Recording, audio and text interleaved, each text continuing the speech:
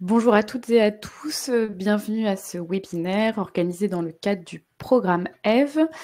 Le but de ce webinaire donc, est à destination des éditeurs de TMS et des services informatiques, des entreprises de transport qui calculent leur information GES. Donc, le but de ce webinaire, c'est d'interfacer vos données GES avec la plateforme EVE. Au préalable, donc avant de commencer ce webinaire, quelques règles pour le bon déroulé de ce webinaire. Donc pour tout souci technique, vous avez un petit onglet, un bouton aide si jamais vous avez des difficultés. Vous pouvez aussi télécharger le support de présentation. Donc vous avez un bouton avec un petit nuage où vous pouvez télécharger directement le support de présentation. Le replay sera accessible dès demain et vous recevrez un email donc pour les participants et les entreprises donc, qui sont inscrites à ce webinaire. Donc ce webinaire sera directement disponible sur la chaîne YouTube du programme EVE. Vous avez un onglet dédié questions où vous pouvez directement poser vos questions dans cet espace personnalisé et pas dans la rubrique chat, vraiment dans la partie questions. Comme ça vous permettra aussi de voter pour certaines questions pour que voilà, on puisse répondre par ordre de questions qui sont les plus pertinentes pour vous. Il y a un sondage là qui va s'afficher sous vos yeux et l'idée c'est de définir quel est votre profil. Si vous pouvez juste prendre une petite minute pour répondre à cette question. Et enfin, donc, dans le cadre de ce webinaire, il n'y a pas de publicité sur différents sujets. On va faire un petit tour de table. Régis, du coup, si tu peux peut-être te présenter. Oui, bonjour à toutes et à tous. Du coup, Régis Goubin, moi je suis product owner et chef de projet numérique au sein de l'ADEME et c'est moi notamment qui opère en tant que chef de projet numérique sur tous les outils numériques du programme EVE. Merci.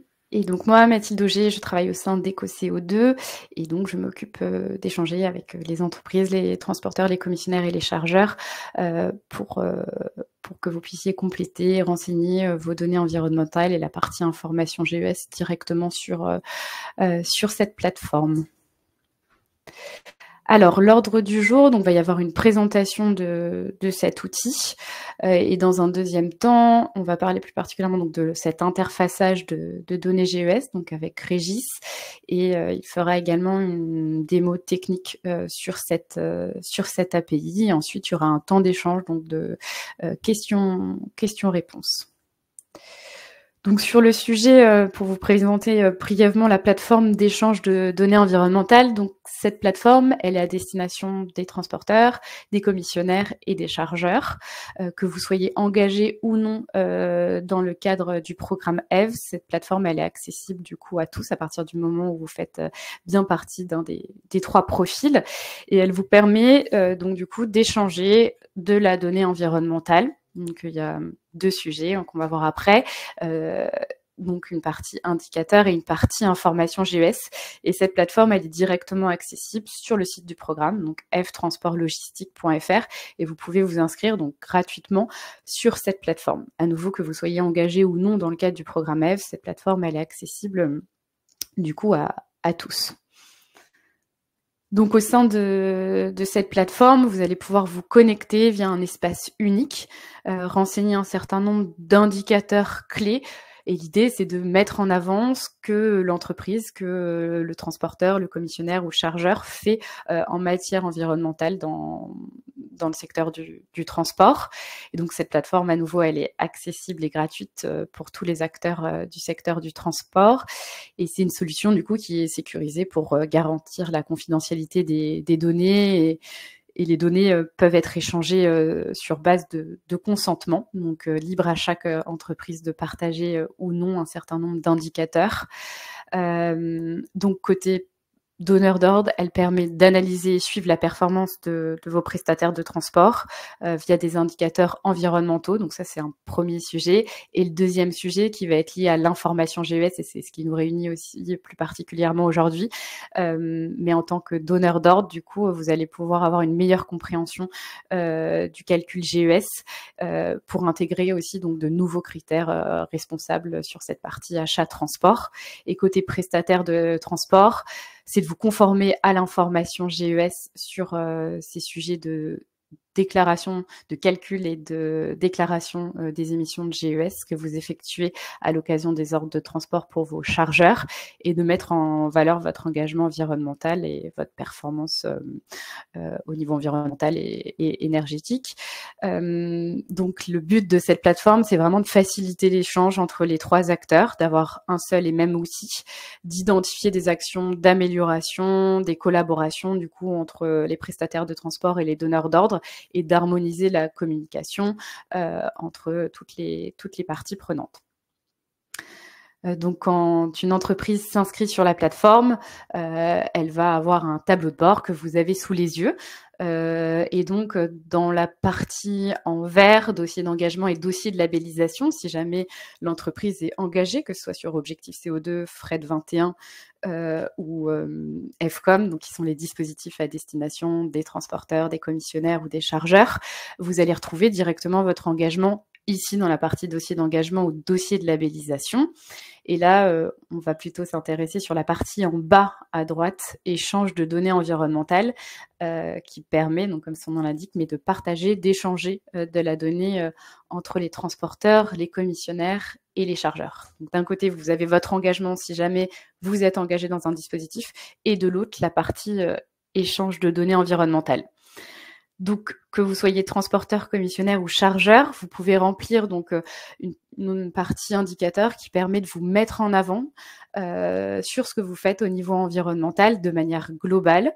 Donc, c'est sur une année et l'idée, voilà, c'est vraiment de se mettre en avant sur différents sujets. Et après, libre à vous de partager ces données à qui vous le souhaitez, donc peut-être en tant que transporteur à vos clients, à vos prospects, à d'autres transporteurs, ou à tout le monde, si vous n'avez pas d'informations aussi confidentielles et que vous souhaitez aussi tout partager pour vous mettre en avant, vous avez intérêt à partager un maximum de données à un maximum d'utilisateurs. Et inversement aussi, en tant que chargeur, ça permet de vous mettre en avant, d'initier aussi, si vous avez des demandes aussi auprès de vos transporteurs, de montrer aussi que vous faites des actions en faveur de la réduction de votre impact énergétique et environnemental en mettant en avant un certain nombre de données. Et donc, dans la rubrique accès aux indicateurs partagés, c'est ici où vous allez pouvoir accéder aux données des autres entreprises en fonction du paramétrage qu'elles auront fait. Donc ça, c'est un premier sujet. On va pas trop s'attarder là-dessus. On va plutôt s'attarder sur la partie information GES. Et sur cette partie information GES, donc l'idée, c'est qu'un transporteur puisse, dans la rubrique info GES de l'entreprise, transmettre ses données GES. Donc, pour rappel, mais cette transmission de l'information GES, c'est une obligation depuis 2013. Donc, le transporteur ou le commissionnaire doit transmettre à son client la quantité de gaz à effet de serre qu'il a émis à l'occasion d'une prestation de transport. Donc, c'est une obligation depuis 2013. Et surtout aussi, à partir du 1er janvier 2025, il y aura des sanctions pour les entreprises qui ne transmettent pas la donnée. C'est vraiment important aussi de bien vous mettre à jour si jamais il y a des transporteurs là au sein de l'audience, de bien vous mettre à jour sur ce sujet pour pas obtenir des amendes.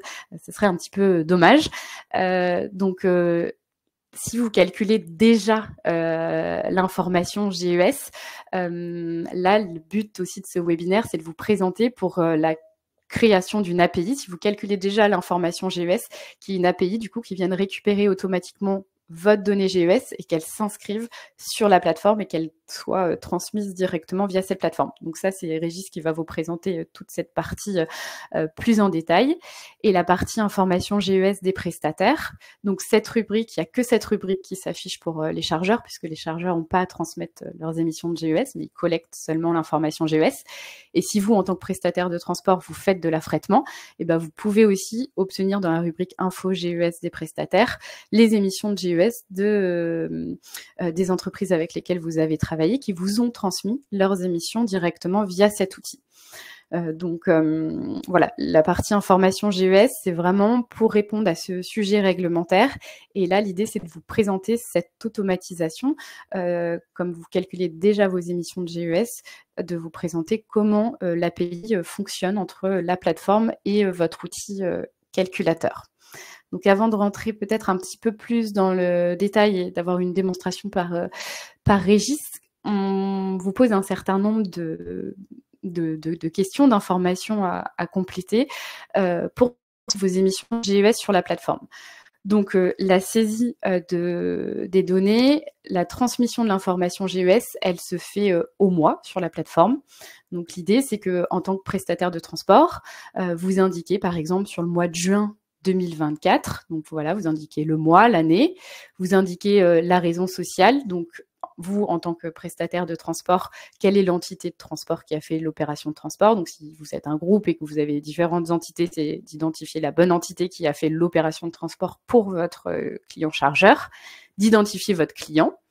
Donc, vous avez choisir un client et là, vous pouvez du coup directement sélectionner le client en question. Il faut bien sûr que le client soit inscrit sur la plateforme pour pouvoir lui transmettre la donnée.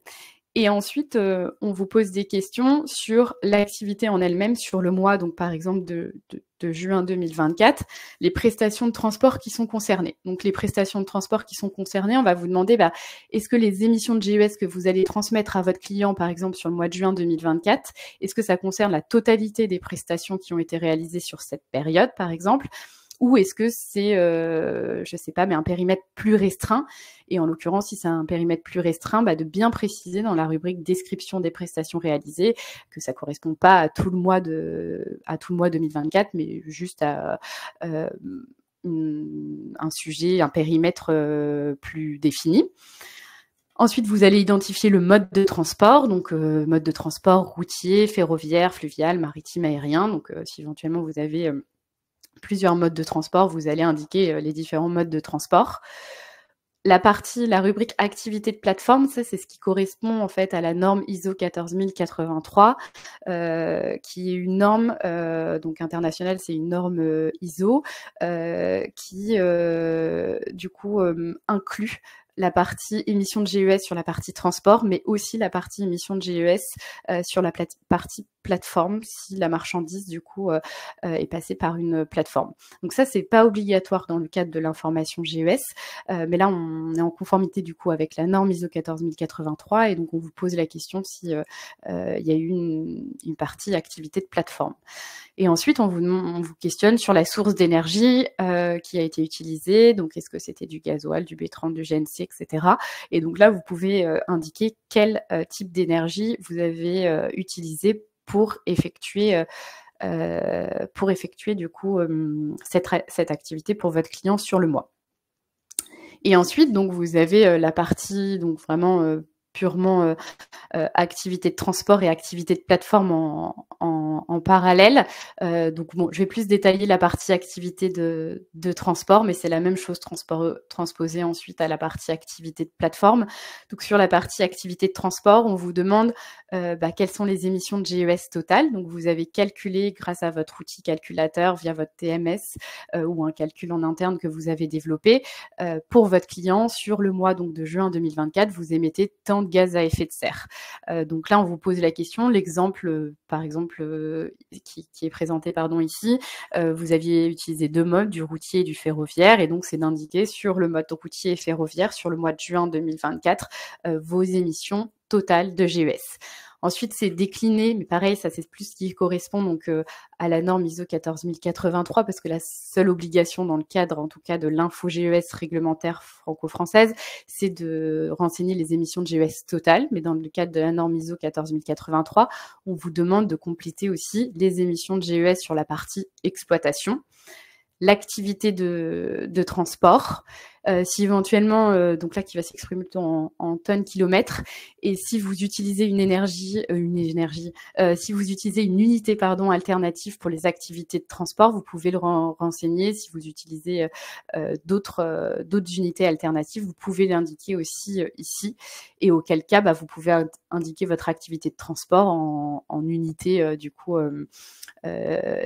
différente, qui du coup est pertinente pour vous. Et pareil, après on vous demande l'intensité d'émissions de GES totale. Donc pour rappel, c'est un rapport de vos émissions de GES sur les tonnes kilomètres. Et ensuite, donc, dans le cadre de la norme ISO 14083, cette intensité d'émission, elle est déclinée aussi à l'exploitation. Et pareil, on vous questionne aussi si éventuellement vous utilisez une unité alternative de transmettre l'intensité d'émission de GES d'exploitation en termes d'unité alternative.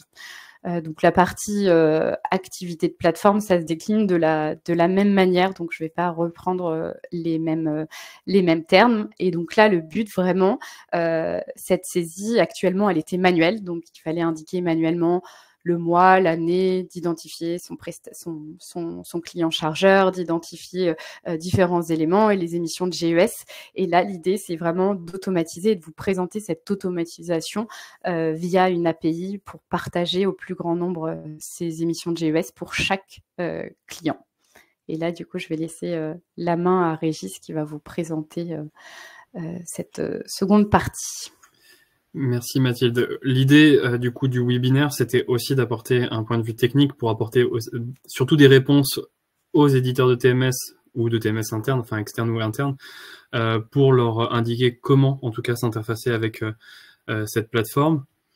On a d'abord voulu montrer le point de vue d'un transporteur et d'un prestataire de transport et d'un donneur d'ordre, comment ma donnée arrive de mon camion jusqu'à le donneur d'ordre.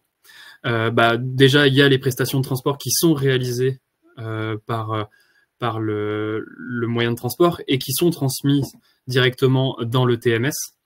Donc le TMS qui récupère un certain nombre de données, que ce soit sur le carburant, sur les kilomètres parcourus, sur le tonnage contenu à l'intérieur du camion.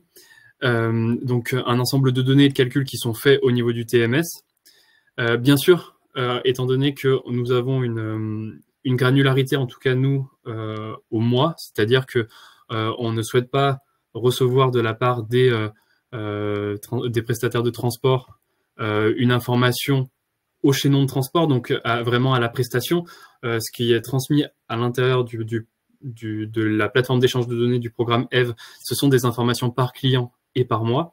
Il faudra que le TMS agrège les données d'un client sur chaque mois. Avant d'envoyer, bien sûr, les informations, il faut pouvoir identifier l'entreprise et il n'était pas question que les TMS récupèrent des informations sur les identifiants de connexion des membres de l'entreprise de transport. Donc, l'entreprise peut, en tout cas doit, si elle souhaite que l'envoi d'informations soit automatique, récupérer un token et le transmettre à son TMS pour que derrière le logiciel puisse envoyer automatiquement des fichiers directement, enfin en tout cas des requêtes directement dans l'API. Et une fois que l'application reçoit les informations, deux entreprises pourront voir ces informations-là. La première, ce sera évidemment le prestataire de transport qui pourra voir les informations que lui, il a envoyées à ses différents clients. Et de l'autre côté, il y a bien sûr le donneur d'ordre qui va pouvoir voir les informations qui ont été transmises qui lui ont été transmises par ces différents prestataires. Et une fois qu'il reçoit ces différentes informations, il peut directement dans la plateforme générer un Excel qui est un rapport. Alors, il définit les dates, il peut très bien regarder l'ensemble des données qui ont été déclarées par ces prestataires de transport sur une année, sur un semestre, ce qui lui permet ensuite de son côté, soit avoir une traçabilité de tout ce qui lui a été transmis à l'intérieur de la plateforme, soit de pouvoir faire des stats sur des sommes et qui proviennent du coup de différents prestataires. Le token est à récupérer une fois, c'est vrai que je ne l'ai pas précisé là directement, mais il est à récupérer une fois et ensuite il peut être utilisé à l'infini. Maintenant, Comment, en tant que TMS, on peut s'interfacer avec du coup l'outil qui est hébergé par l'ADEME? La première chose à faire, ça va être de demander l'accès à l'API. Nous, on utilise, côté ADEME, un gestionnaire d'API qui nous permet déjà de voir un petit peu l'utilisation de chaque API, mais aussi de pouvoir gérer les autorisations des comptes, en tout cas habilités à envoyer des données sur les différentes API qu'on peut avoir au sein de l'agence. Cette demande, du coup, vous permettra de récupérer 2 informations qui seront essentielles, sinon vos requêtes seront bloquées au niveau de notre gestionnaire d'API, qui seront du coup 2 identifiants qui vous seront propres au sein de... Donc pour chaque TMS, vous pourrez faire une demande, qui sont votre client ID et votre client secret, qui sont directement à mettre... Alors là, du coup, c'est un peu technique, il y aura des aspects un peu techniques dans ma présentation à moi, dans les headers de votre requête. Bien sûr, tout est indiqué dans un document qu'on vous transmettra. Ce sera le document demande portail public qui vous permettra de faire les différentes étapes pour pouvoir récupérer ces 2 informations-là. Si vous faites une demande, n'hésitez pas à nous solliciter pour nous indiquer que vous l'avez faite, pour qu'on puisse bien valider vos demandes. Sinon, vous aurez un client ID et un client secret, mais tant que votre demande n'est pas approuvée, vous ne pourrez pas envoyer de données. La deuxième étape que vous devrez faire, c'est bien sûr identifier des entreprises volontaires. Alors bien sûr, il faudra identifier un prestataire de transport, mais il faudra aussi identifier un client de ce prestataire pour pouvoir avoir un échange d'informations GES entre 2 entreprises. Évidemment, comme le disait Mathilde, s'ils ne sont pas dans la plateforme, vous ne pourrez pas échanger de données entre ces 2 entreprises. Donc, les 2 entreprises doivent être présentes sur la plateforme. Vous pouvez nous solliciter si vous avez besoin de savoir si telle ou telle entreprise est sur la plateforme. Sinon, vous pouvez directement aller sur le portail d'Open Data de l'ADEME, donc qui est simplement data.adem.fr. Il y a un jeu de données qui répertorie toutes les entreprises engagées dans un des 3 dispositifs du programme EVE. Donc, généralement, si elles sont dans un des 3 dispositifs, elles sont inscrites sur la plateforme d'échange de données. Donc, elles seront présentes pour pouvoir justement faire vos expérimentations. Une fois que vous avez vos accès à l'API, les entreprises avec lesquelles travailler, vous avez quasiment tout. Il suffit de travailler directement avec les entreprises et de récupérer du coup les quelques informations nécessaires pour faire vos envois. Côté prestataire de transport, il faudra récupérer le token, c'est ce que je présentais juste avant, et le numéro de TVA intracommunautaire. Donc, c'est vraiment sur le numéro de TVA intracommunautaire qu'on va pouvoir identifier l'entreprise déclarante, mais aussi l'entreprise qui va recevoir les informations GES. Donc, il faudra bien s'assurer que vous utilisez les bons numéros de TVA intracommunautaire, sinon vous allez recevoir un message d'erreur parce que l'application sera incapable d'identifier l'entreprise soit émettrice, soit qui va réceptrice de l'information. Si jamais vous avez des soucis, les numéros de TVA intracommunautaire sont visualisables directement dans les informations de l'entreprise et le token est récupérable directement depuis l'espace privé du prestataire de transport et je vous montrerai après comment on peut le récupérer.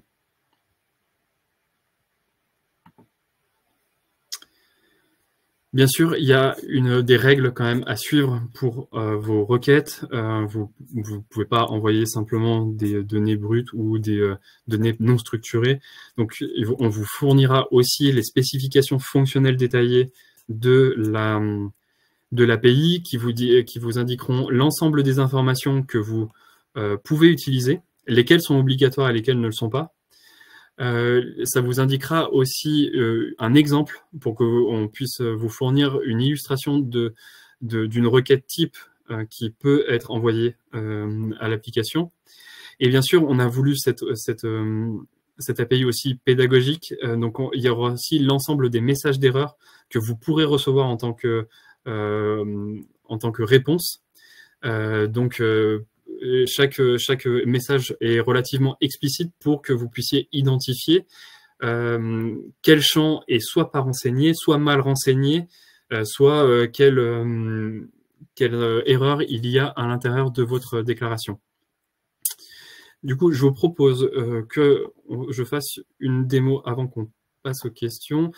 je vais déjà vous présenter les deux entreprises avec lesquelles on va faire la démo. Donc, j'ai deux entreprises. Une entreprise qui est prestataire de transport, et jusqu'à présent, elle n'a pas émis d'informations GES. Donc là, elle est dans son espace où elle voit les informations. Alors, je ne sais pas si on voit bien mon écran, oui, c'est bon. On voit les informations qu'elle a envoyées à ses prestataires. Donc là, pour l'instant, elle n'a pas envoyé d'informations GES. On a aussi une entreprise qui est cliente. Et ici, elle ne va pas avoir la possibilité d'émettre des informations GES. Elle est vraiment réceptrice de l'information GES de ses prestataires. Et dans ce cas-là, elle peut avoir accès à son environnement. Alors, et là, on voit qu'elle n'a également pas de données.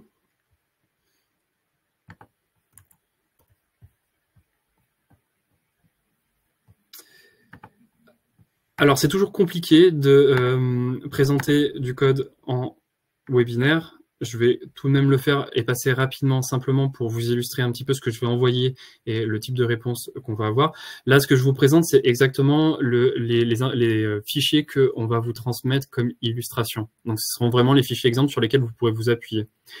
Dans ces fichiers-là, vous verrez qu'il y a évidemment l'identification de l'entreprise émettrice avec son token et son numéro de TVA intracommunautaire. Donc là, c'est vraiment l'entité qui émet l'information GES.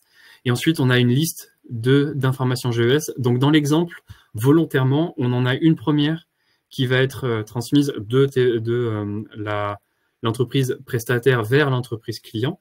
Et on a l'ensemble des informations que vous a présentées Mathilde juste avant. Donc, l'ensemble des modes de transport qui sont inclus dans les prestations de l'information GES agrégée que vous êtes en train de déclarer. Bien sûr, là, c'est quelque chose de très, très complet qui est pas forcément représentatif de ce que vous allez envoyer, mais c'était volontaire. Vous pouvez indiquer si vous avez du transbordement. Donc là, c'est toutes les activités de plateforme qui sont dans la norme ISO 14083. Et ensuite, on peut voir l'ensemble des informations par mode de transport. Donc, il faut bien faire le lien entre ce que vous avez déclaré et vos données chiffrées. Donc, voilà, vous avez la possibilité de déclarer plein de choses sur vos prestations. Donc, vraiment les tonnes kilomètres, les intensités carbone ou d'autres types d'unités. Par contre, la seule chose qui est obligatoire, c'est le total d'émissions qui sera obligatoire parce que c'est ce qui est demandé dans l'information GES. Et si vous allez jusqu'en bas, donc vous pouvez aussi déclarer donc vos activités de plateforme et vos carburants, ce qui devrait répondre d'ailleurs à une des questions que j'ai pu vous repasser à l'intérieur des questions, enfin dans les différentes questions qui ont été posées. Et vous aurez une deuxième information GES qui est là volontairement mal formée. Il n'y a pas de mode de transport à renseigner, le total des émissions n'est pas renseigné, les carburants sont pas les bons. Donc vous pourrez voir si vous envoyez cette requête-là qu'il y a un souci au niveau de l'envoi, que cette requête-là n'est pas bonne. Et je vous présente la réponse, mais du coup, la réponse que vous allez obtenir, c'est celle-ci. Vous allez voir que l'application vous indique que vous avez envoyé deux informations, qu'il n'y en a qu'une seule qui était valide, et elle vous listera l'entièreté des erreurs que elle identifie en tout cas à l'intérieur de votre déclaration, pour que vous puissiez voir d'où provient l'erreur, pourquoi mon information GES a été refusée par l'application, et que vous puissiez aller résoudre l'erreur directement. Donc, je ne vais pas passer plus de temps dessus. Si vous avez des questions sur les parties techniques, n'hésitez pas. Mais je voulais pas. Vous pourrez toujours les consulter parce qu'ils vous seront envoyés. Ce que je vais faire, c'est que je vais faire un envoi. Donc, je vais envoyer exactement ce que je vous ai montré ici.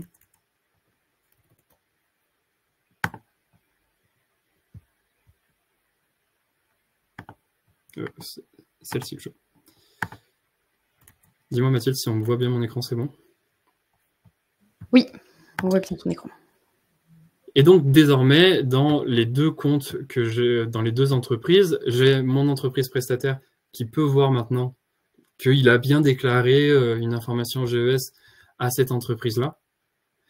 Et mon entreprise client, donc là, mon donneur d'ordre, a bien reçu une information GES provenant de son prestataire, ce qui lui permet du coup d'avoir dans un seul endroit l'ensemble des informations GES de ces différents prestataires. Donc, s'il y avait d'autres prestataires qui déclaraient, elle les retrouverait au même endroit. Bien sûr, elle peut le consulter parce que là, c'est des informations qui sont assez globales. Vous avez vu qu'on a envoyé beaucoup plus d'informations.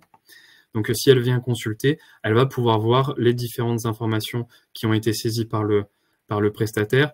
Voilà, donc on ne fait pas de vérification pour l'instant sur les intensités. Vous pouvez les renseigner comme ça, mais bien sûr, il faut qu'elles aient une cohérence avec les données d'activité que vous renseignez. Donc voilà, le client peut voir l'ensemble de des informations de la déclaration et peut générer un rapport directement depuis ici. Alors là, c'était hors de ce webinaire, mais les donneurs d'ordre peuvent générer un rapport.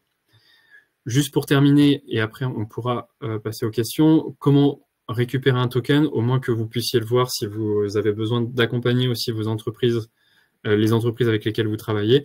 Dans la liste des côtés prestataires, il y a un bouton qui est obtenir un token. Donc ça ouvre une modale, vous pouvez cliquer sur obtenir un token, ça vous en génère un. Donc là, vous pouvez le copier-coller et le récupérer tel quel, il sera bon et il n'aura pas de date d'expiration. Il expirera en revanche si vous le régénérez. Donc, si vous régénérez un token, il va écraser le précédent et dans ce cas-là, le précédent ne sera plus accepté pour les envois de cette entreprise. J'ai mis dans la présentation ensuite des exemples au cas où j'ai des problèmes au niveau pour faire la démo aujourd'hui, mais ça rend aussi les slides un peu plus autoportantes. Donc, si vous les téléchargez, vous pourrez retrouver les éléments que je vous ai indiqués ici. Hop, donc voilà, c'est toutes les choses que je vous ai présentées. Ça, c'est les fichiers que je vais vous envoyer. Donc, le premier, ce sera pour faire votre demande pour récupérer votre client ID, votre client secret. Les spécifications fonctionnelles détaillées pour vous guider dans la construction des requêtes que vous allez envoyer. Bien sûr, vous aurez aussi le glossaire de tous les champs qu'il y a dans les informations GES, donc tout ce que vous pouvez renseigner et à quoi ça correspond. Et bien sûr, vous aurez des fichiers JSON pour vous accompagner et vous donner des exemples de requêtes et la réponse associée.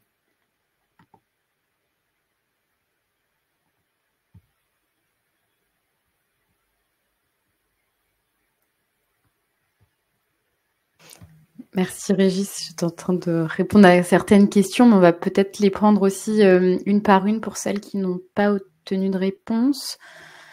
Alors,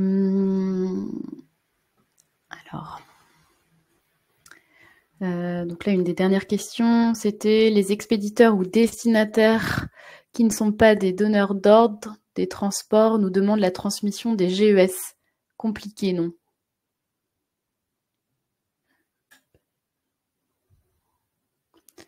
Expéditeurs ou destinataires qui ne sont pas des donneurs d'ordre nous demandent la transmission des GES. Alors peut-être qu'est-ce que vous pouvez peut-être préciser un peu plus la question.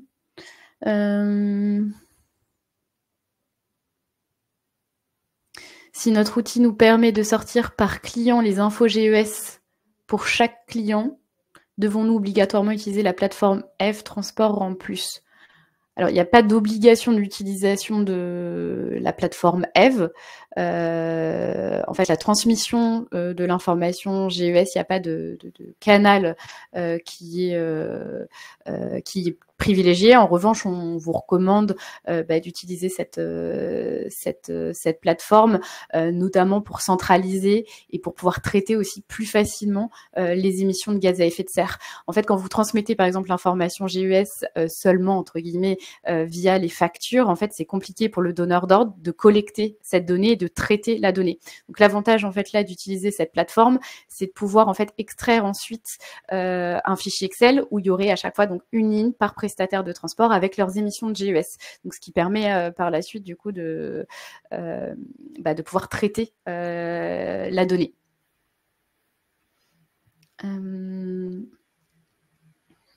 Le client n'aura donc pas les GES émis par Énergie. Si le transporteur a la possibilité du coup de transmettre du coup les émissions de GES, il peut spécifier du coup le type d'énergie. Donc s'il a utilisé par exemple 2 types d'énergie, par exemple du gasoil et du baissant, il peut indiquer qu'il a utilisé du gasoil et du baissant. Mais s'il veut distinguer, s'il veut pas transmettre les émissions de GES au global, donc il mélangerait la partie gasoil et baissant, il peut faire 2 déclarations, par exemple à son client chargeur, et il y aura une ligne où justement dans la rubrique description, il pourra décrire première description, là j'ai utilisé mon gasoil, et il transmet ses émissions de GES qui correspondent du coup à la partie gasoil, et il fera une autre ligne, donc il y aura une deuxième transmission avec la partie par exemple émissions de GES sur le baissant. Vous avez le droit à jusqu'à 5 différentes déclarations par mois et par client, et ça vous permet d'avoir la flexibilité que vous souhaitez. Donc là, oui, si c'est l'énergie, comme disait Mathilde, c'est bon. Alors, avez-vous déjà des connexions natives avec TK Blue, Siteness, etc. Alors, il y avait eu une phase de test. Il y avait eu un appel à manifestation d'intérêt l'année dernière, et il y a 5 éditeurs de logiciels du coup qui s'étaient du coup portés volontaires pour tester cette API. Alors ensuite, le flux n'est que dans le sens prestataire vers ADEME, jamais en sens inverse. Alors oui, le flux, c'est le prestataire de transport qui transmet les émissions de gaz à effet de serre à son client. C'est ce côté-là, ce flux-là.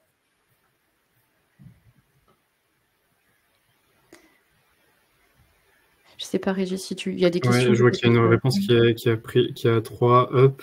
Donc, est-il possible de prendre en compte dans l'appel API ou dans la saisie la source des données ou de la méthodologie utilisée pour le calcul? Alors, c'est vrai que c'est pas prévu dans l'information GES qu'on déclare. Par contre, en fait, dans les rapports qui sont générés par les donneurs d'ordre, vous avez, ça reprend dans un tableau l'ensemble des informations que vous avez pu voir là côté information GES, mais ça reprend aussi des indicateurs. Donc ça, c'est les indicateurs qui étaient décrits par Mathilde en début de présentation, qui sont des indicateurs annuels.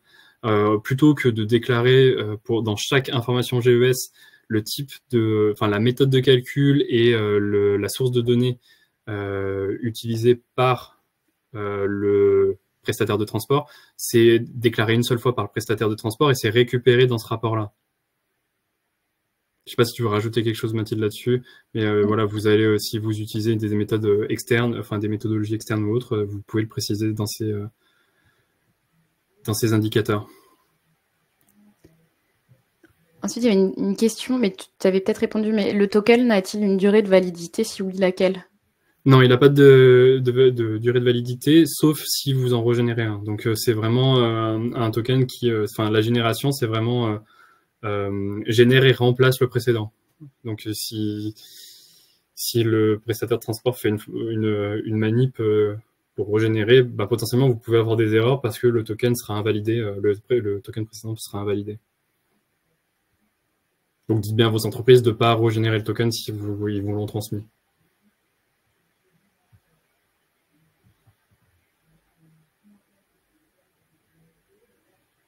Je ne sais pas si sur lesquels, parce que du coup, je ne sais pas dans quelle ordre tu les as pris, Mathilde, les questions. J'ai essayé de les prendre par ordre d'apparition, mais alors l'utilisation de la plateforme Eve est-elle valorisée par le programme EcoVadis ou est-ce prévu?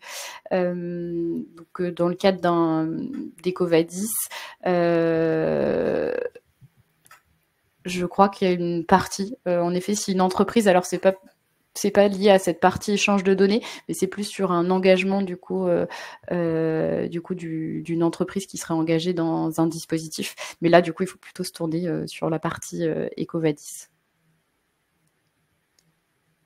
Donc, tu avais parlé, Régis, des 5 déclarations. Donc, 5 déclarations par client, par mois et par établissement. Alors, quand on va dire par client, c'est du coup pas par établissement, ça va vraiment être par entreprise, donc ce sera au niveau plutôt du compte sur la plateforme Eve. Donc c'est entre 2 comptes entreprises. Et ça, ça peut faire partie des choses qui peuvent changer en fonction de la pratique. C'est vrai que s'il y a des entreprises qui ont beaucoup d'établissements, on pourra voir augmenter ce nombre-là de déclarations. Pour l'instant, on n'a pas eu de blocage dans les tests qu'on a vus avec l'appel à manifestation d'intérêt. Le token est généré par ADEME ou Eve. Alors, la plateforme Eve, elle appartient à l'ADEME. Et donc, c'est dans ce cadre-là que le token est généré. Je ne sais pas si, Régis, tu veux préciser peut-être. Oui, bah, c'est l'application directement qui le fait. Hein. Nous, on gère pas les tokens, on les connaît pas. Donc, de notre côté, on fait rien. C'est vraiment l'application qui gère tout.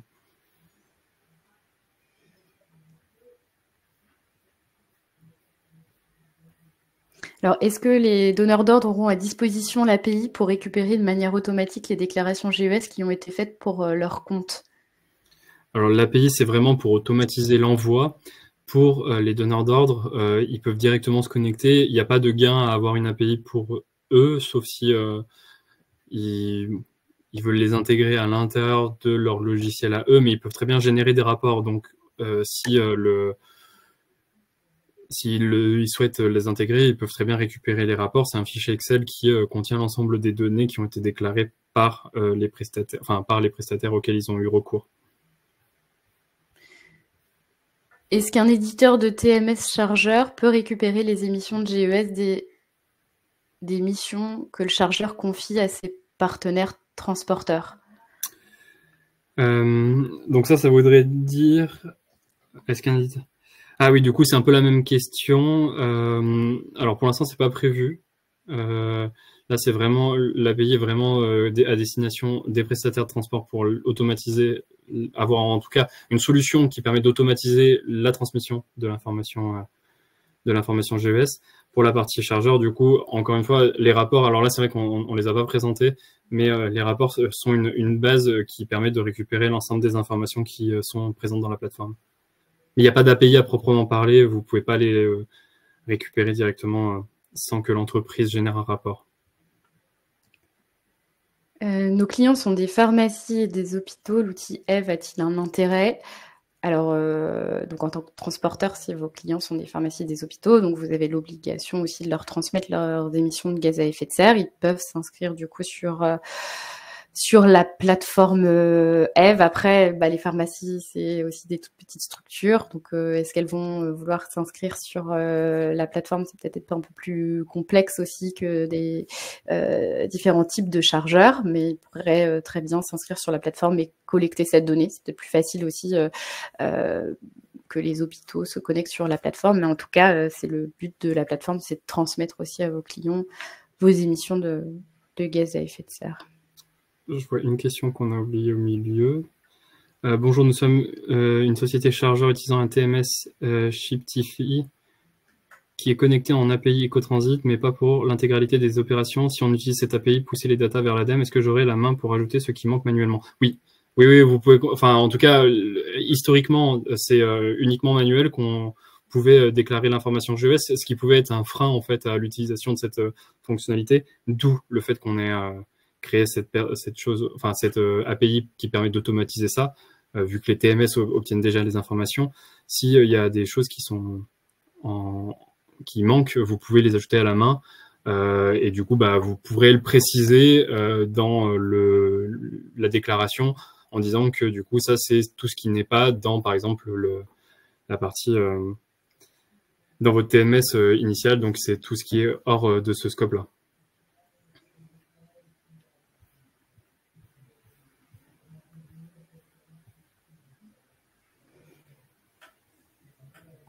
Je ne sais pas s'il reste des questions là, je balaye un peu aussi en bas. Je pense qu'on a fait à peu près le tour, mais s'il y a d'autres questions et certaines qui n'ont pas été répondues, vous pouvez remettre peut-être dans le chat.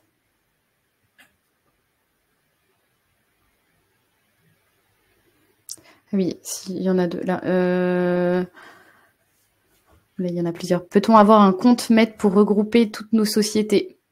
Oui, vous pouvez créer un compte sur la plateforme avec du coup l'entité principale et vous pouvez rajouter des sirettes correspondant différentes sirènes correspondant du coup à différentes entités du groupe. Et du coup, après, vous pouvez vraiment sélectionner dans la déclaration information GES, sélectionner l'entité qui a fait l'opération de transport. Quels sont les éditeurs de TMS qui sont interfacés avec Eve? Je sais pas si tu veux répondre. Je sais pas si c'est public, ça.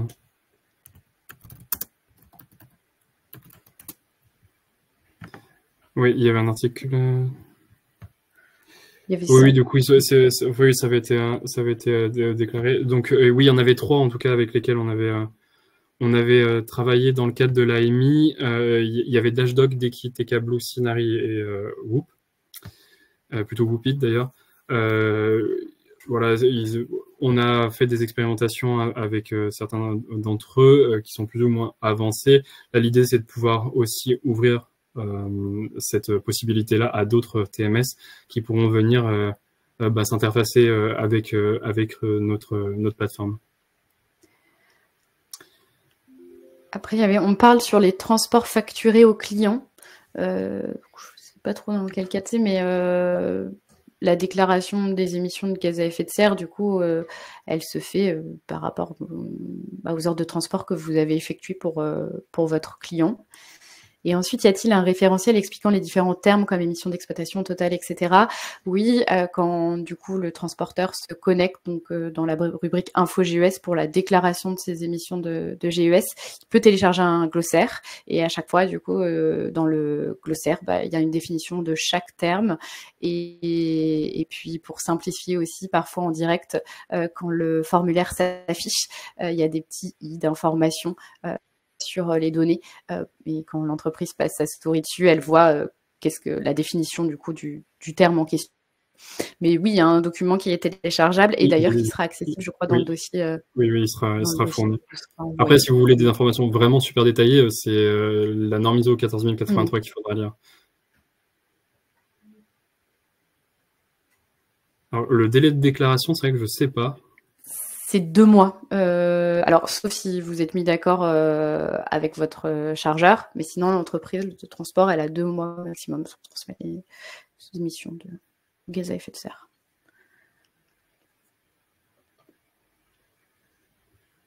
Je pense qu'on a balayé. En tout cas, j'ai filtré par toutes les questions non répondues. Là, j'en vois plus. Ok.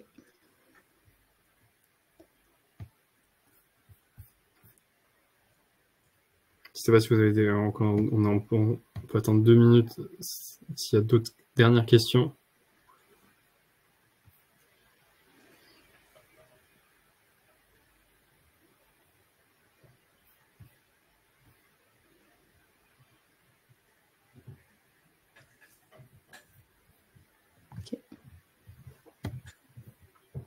Je pense qu'on peut peut-être clôturer.